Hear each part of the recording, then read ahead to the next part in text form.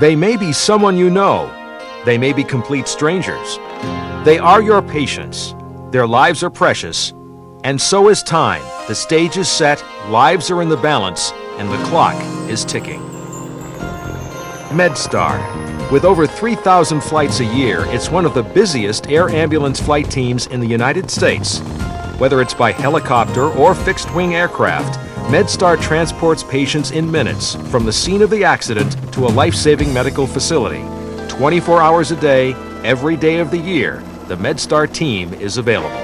This is a different flight program because it's so large, but the bottom line is that we take care of patients well. Paramedics, respiratory therapists, nurses, pilots, communication specialists.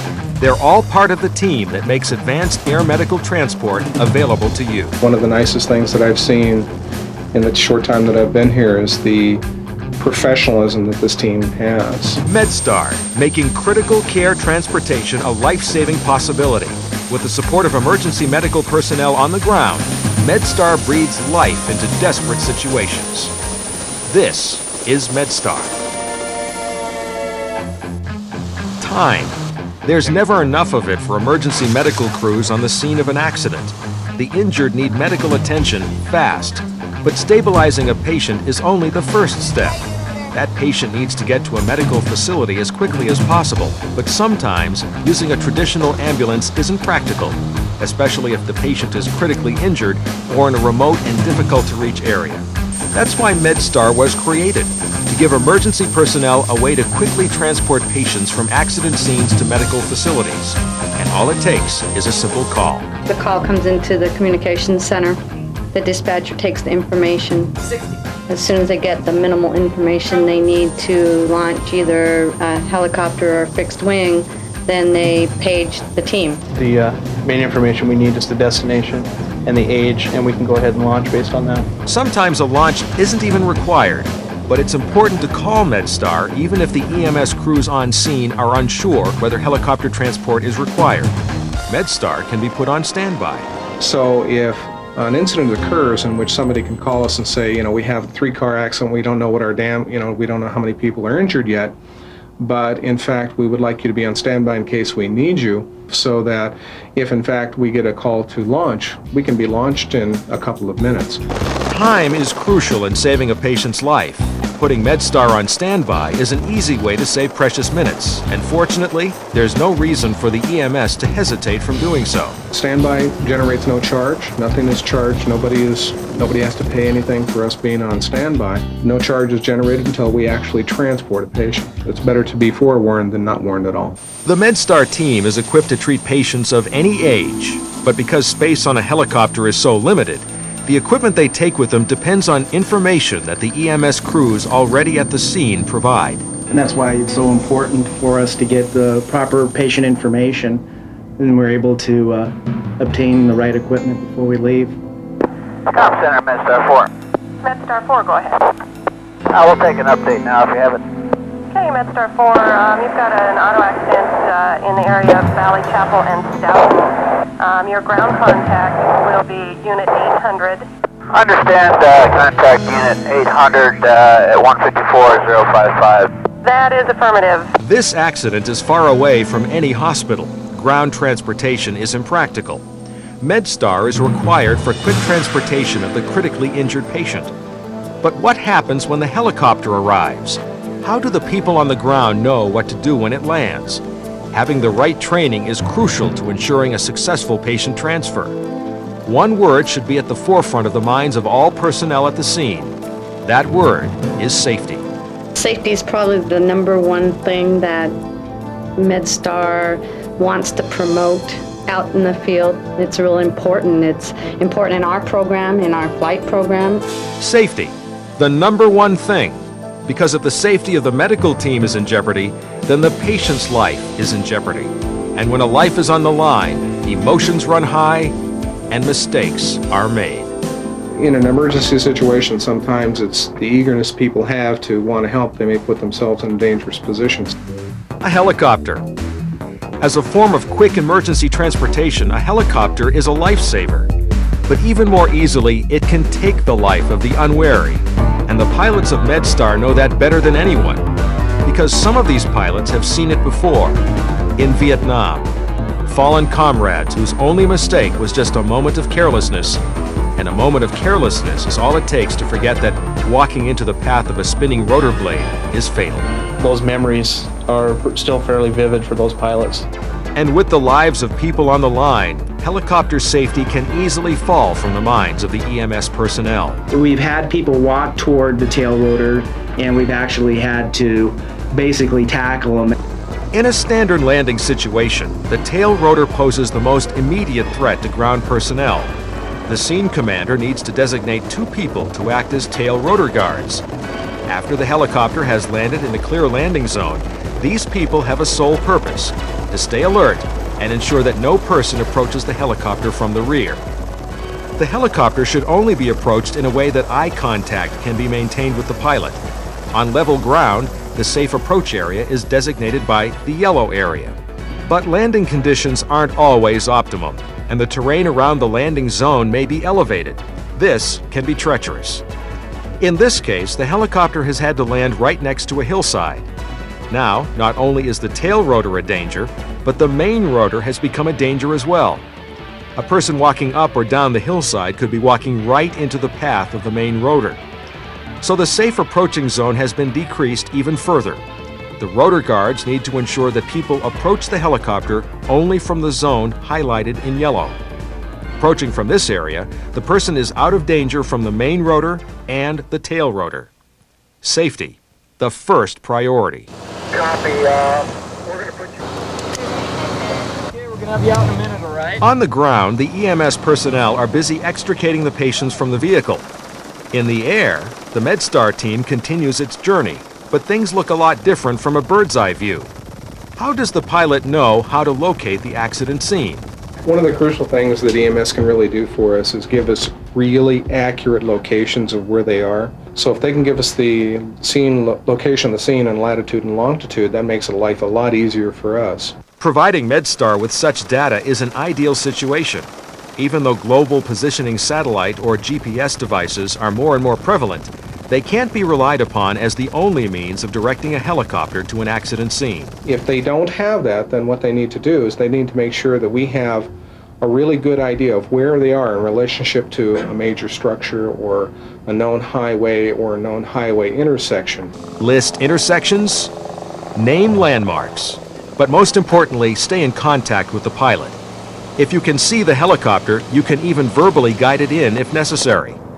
Provide the pilot with the location of the accident, the weather and wind conditions, a description of the landing zone, and any obstructions which could affect the flight path, especially power lines. We're going to put you down about 100 feet north of the intersection of Valley Chapel and Stoughton in a wheat field. You've got power lines to the west and to the south of you. We've got a slight breeze from the southwest, and the land's fairly level. The pilot now knows to look for a wheat field as a landing zone and to expect level ground. He knows that there are power lines in the area, and he knows the direction of the wind, which will help him decide from which direction to fly into the landing zone. And in this case, the landing zone provides plenty of room for the helicopter to maneuver. For daytime landings, orange cones make excellent visual markers. Unit 800, MedStar. Go ahead, MedStar. Do you have any winds?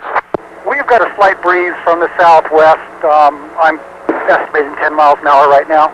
All right, sir. We've got the power lines. We're coming in. Copy. I've got some cones.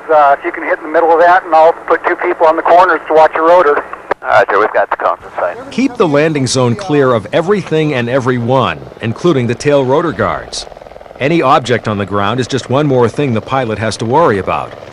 If the pilot asks for ground assistance in landing, assign one person to stand outside the landing zone to maintain eye contact with the pilot as the helicopter comes in. Landing safely becomes a group effort among the MedStar team on board the helicopter. I don't see any obstacles here. Maybe some loose grass. Looks good on the right. Okay, coming on down. Looks good. Nothing at the moment. Landing conditions are complicated by the weather and by the time of day. EMS teams may need to find alternate methods of marking a landing area. At night they can use flares, they can use the low beams of car headlights that are crossed, but then they need to be turned off as the helicopter comes in because if the pilot gets into that lake where he can lose his night vision. Be careful when using flares, especially around grassy areas. An incoming helicopter can whip the smoldering flare into a roaring fire. The flashing lights of emergency vehicles on the scene are excellent signal markers, and any obstructions such as power lines should be illuminated as best as possible. Doing these things certainly helps the pilot make a safe landing, but it's all dependent on whether the ground crew is able to find an area that can even be considered a landing zone. Typically during the daytime we like a 75 by 75 foot landing zone, at night 100 foot by 100 foot landing zone. But these dimensions can be deceiving. A safe landing requires more than just an empty patch of ground. Some people take it pretty literally. Sometimes you can get into a situation where you go into a 75 by 75 foot landing zone, and let's say it's in the mountains and you have 150 foot trees that all around you, and some pilots won't land in that. That's because the helicopter doesn't fly straight in and then straight down. It comes in on a glide path, a gradual descent, which provides additional lift and a safer flight. But while it's possible to land in what's virtually a box, it's ultimately up to the pilot to determine whether it's worth the risk. Depends on how much fuel they have, the altitude that they're at, how hot it is, because helicopters can do so much. When they get into a situation like that, when you start to lift, you might not have the lift capabilities to get out of a scene like that. Can I land safely? Will the weather conditions change? And once I take on a 200-pound patient, will I be able to lift off again? Does this landing zone give me the flexibility I need to ensure a safe extraction of the patient? These are questions a pilot must ask in every situation. And sometimes, the answer which is the safest for the patient, the EMS teams, and MedStar personnel is no. And the people on the ground shouldn't feel bad about that. We can see things differently than they can see from the air, than they can see from the ground. And we may look over, and maybe a quarter of a mile down the road there may be a huge open field that we see that the EMS people don't, and so we may choose to land there. When the landing zone isn't perfect, MedStar depends on other means of transportation to move the patient from the accident scene to the helicopter. In one such instance, a car had rolled off into a ravine near railroad tracks. A passing train had spotted the accident, but there was simply no place for MedStar to land. So what we ended up doing was landing about a mile away at the crossing, and the train engine actually came up, picked up 2 helicopter crews with their equipment, and we rode the train engine down to the scene, picked up the patients. They were both packaged very well. We were able to load them onto the train, take them back a mile back to the helicopters, and bring them on in at that point. Ideally, a landing zone is close enough to the scene of the accident to eliminate the need for an additional mode of transportation. But if the situation does arise, as it did in this case, creative thinking is required, but always with regard to safety. The train engineers volunteered and got approval to do this with their train engine, and they became team members even though they didn't have any prior experience or prior training or anything like that. But our team expanded that night to give good quality care to those kids. The team. Any person who assists in the safe transportation of a patient from the scene of the accident to a medical facility. It starts from the first responder to the EMT to the paramedic to the respiratory therapist to the nurse that's on the scene. We all try to work together to give the patient the best possible care we can. Certain situations require additional emergency personnel, more than those that arrive on the ground. MedStar provides more than just air transportation, and the MedStar team is more than just a group of flight nurses. Because a lot of us, our EMTs, have EMT training and background before we were nurses. And we've also been doing this work for quite a while. The MedStar personnel are experienced at emergency critical care medicine, and that experience is available to you on the scene. As MedStar lands, the team plans its course of action. Unit 800, can you give us a patient update, please? At this time, all I know is we have one patient for you, approximately 40-year-old male, unconscious. All right, you copy. Okay, so I'll check the airway. I'll lift the breath now. The quicker a patient can be loaded onto the helicopter, the better chance that patient will have at survival. Preparing the patient for air transport is referred to as packaging. Most critical patients need at least 2 large bore IVs. Trauma patients need to be C-spine mobilized, and that means with a C-collar on a backboard with body straps, head immobilized with either towel rolls or some other device. So if the paramedics, EMTs, first responders could have the patient on a backboard, properly secured, if the patient needs mask pants, if those could be on, if the EMTs are IV certified, or if the paramedics and have at least 1 IV in. If it's done before we get there, that just speeds things up that much. But air transport presents new problems. Additional precautions need to be taken. When securing a patient to a backboard, make sure the patient's head or feet aren't hanging off the edge of the board. And a word of caution, hair traction devices make a patient difficult to load onto the helicopter. These devices may need to be changed by MedStar personnel.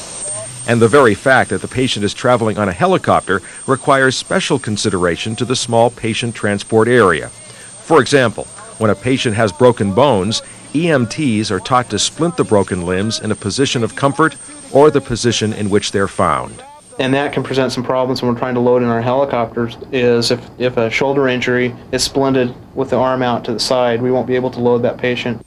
What we'll have to do is take those splints off and redo them, and that can be a painful thing. The patient should be packaged as compactly as possible, and this includes removing any unnecessary or bulky clothing and shoes.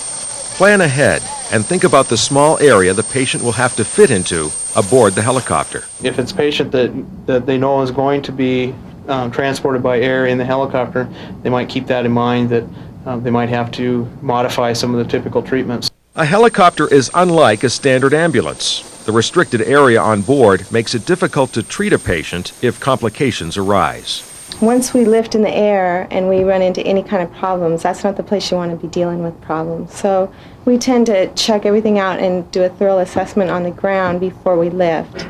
This means checking and double-checking the procedures that have been performed to stabilize the patient for transport, and making sure the endotracheal tube is properly placed and secured. Verifying these procedures is not a reflection on the abilities of the EMS crew on the ground. MedStar personnel double-check their own procedures as well. Every patient to be transported by helicopter receives the same scrutiny. Just want to remind them not to take that personally, because we need to make sure that that is actually in the right position, because if it's not, we've got a transport that's 30 minutes or so and it's not in the right place, that patient will die. It's like any type of procedure, we're always reassessing. We want to make sure that we give the best possible patient care. Comp Center, MedStar 4. MedStar 4, go ahead. Yeah, just an update. Both patients have been extricated. We should be underway here in about 15 minutes. The patient is out of the vehicle. Stabilizing procedures have been administered, and now it's time to load the patient onto the helicopter. Again, emergency personnel have to be especially careful around the rotor blades. Also, no one should run inside the landing zone. No object should be thrown into or out of the landing zone, because these present hazards to other emergency personnel on the ground as well as the pilot. The goal is to load the patient as quickly and safely as possible. To do this, the MedStar team will usually require assistance from the EMS crews. Ideally, 2 MedStar people will be at opposite corners of the stretcher to properly guide it onto the helicopter, with 2 EMS people at the other 2 corners. The platform slides out of the helicopter. The stretcher is positioned so that its wheels straddle the platform.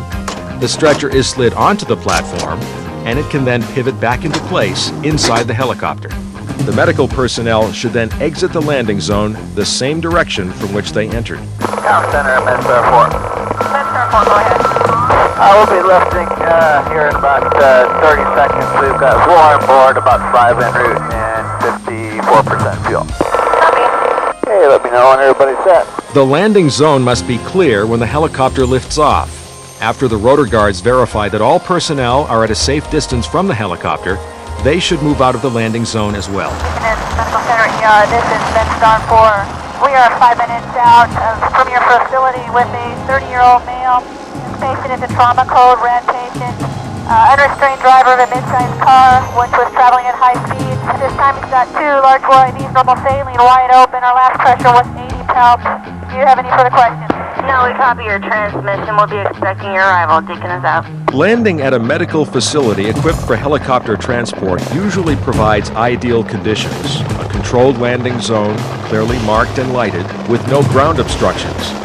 But the human factor is still present, and there are important things to keep in mind for hospital personnel.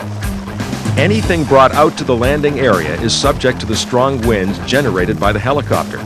So mattresses and sheets, for instance, need to be secured to their stretchers. Any loose objects that have a chance of being blown up into the rotor blades should be kept clear of the landing area. The helicopter won't land unless these precautions are taken. It's just another example of how MedStar depends on you and all medical personnel to create a safe environment for emergency critical care. From patient extrication, to packaging, to loading and transport. A safe approach to an emergency situation saves more lives than just the patient's. For more detailed information on MedStar and its medical safety procedures, please consult the MedStar Aircraft Safety Handbook or call 1-800-422-2440. On behalf of MedStar, we'd like to thank you for your patience and support.